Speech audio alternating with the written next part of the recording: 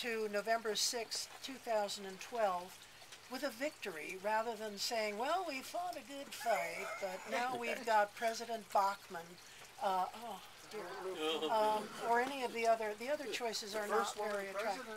Oh, give me a break. I'm not even, I mean, I think she's extraterrestrial.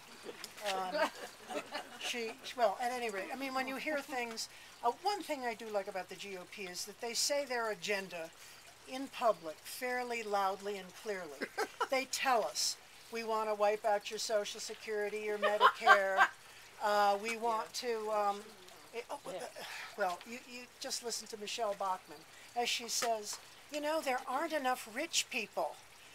Well, there aren't any in this neighborhood, I can tell you that. And so I maybe agree with her on that point, but she's really an example of what we're facing and what could happen if we don't really take this seriously. So what OFA is doing, and you know, a lot of people say that whether we succeed in 2012, I don't know if you'll agree with this or not, does actually depend on pretty much on whether OFA can do its job. It really needs to be a big part of the election, along with all of the other good organizations that are out there, and there are quite a few, DFNM, the Democratic Party of Bernalillo County, the State Party, Progressives for America. I mean, there's just a variety of us who are pushing in the same direction, kind of like rugby. We're pushing, trying to get closer to that goal. And what we're trying to do here this morning is figure out what we as a neighborhood or a series of neighborhoods can do as our part to get closer to that goal. What do we need to do? What worked for us before? What do we think maybe we should be avoiding? What kinds of things should we avoid? And do we have any creative ideas? What do we need from OFA? One thing I noticed from the OFA material I got, that they didn't have a specific question about what we might want them to give us, and I'm not sure, I mean, asking for money is probably not likely to happen. No, that's not going to happen, but we could use perhaps some training. For example, how many people here are voter registrars? Wow. 1, 2, 3, 4, 5, 6, 7. And that's out of 18, so there's probably 11 of us who aren't yet voter registrars. It takes about, Laura, how long did it take you? Because you've done it most recently. About an hour, hour and a half. Yeah, when I took it, it was 45 minutes, but then that was really early on, so they weren't being as detailed. And so if enough of us here today said, you know, that's probably a good investment, yeah, I'll do the training. I bet we can get the county clerk to come right here, or to Chris's house, or anybody's house for that matter. They are very good about that, yeah. There's a person very active in OFA who's organizing training ad hoc and does it on a regular basis downtown at the library in the evenings. So, That's a good.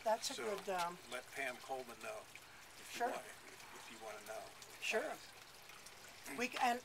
You know, why is it important that, well, we'll get to why it's important to do voter registration. Probably a number of you know already, but there are some other reasons why right now it's particularly important. There's a lot of voter suppression going on. So in essence, today we're going to talk about the pathway to 2012. We're going to talk about some of the obstacles, what's at stake. Then we're going to do a little debriefing and decide what we want to pass on to OFA as part of a kind of a report or summary from this neighborhood, these neighborhoods. Well, most of us are from Sawmill. We've got Corrales. We've got Summit Park, I believe. Ventana Ranch. And Claire, you're... I don't know, would you call that Taylor Ranch, or... Well, probably you probably don't live far from George, or Joe.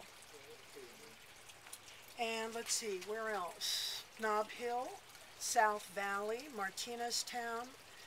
Darnell, I'm not sure, are you in downtown? Mm-hmm. Northeast Heights, and well, yeah, you're precinct 153, and you're from our neighborhood, so.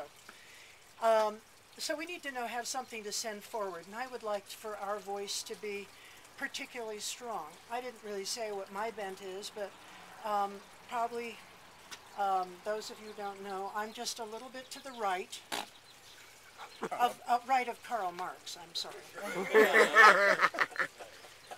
So I'm probably as progressive as just about any of you. Hey, on your clipboard, would you take out your agenda?